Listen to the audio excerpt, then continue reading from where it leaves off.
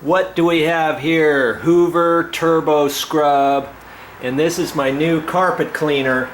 You know, every couple years, Hoover and most carpet cleaning companies happen to come out with different models. It just never fails, you know, because I used to have the other Hoover, and after a year and a half it took a dump on me. The handle broke on it, the little trigger, and the pads weren't working as well on the back. And I was gonna, you know, think about getting a different one or the same one at the store, but they didn't have it anymore. They had a new model, and I'm anxious to try this one out because it says Turbo Scrub.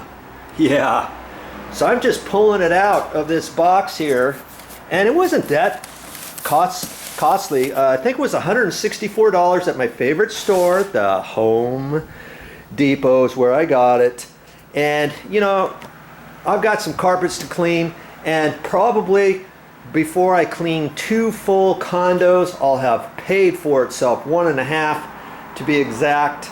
And I've got, oh, I don't know, 10, 15 carpets and condos to clean, and I think this is gonna do the trick right here. That's all I have for this time, but I'll be back with more videos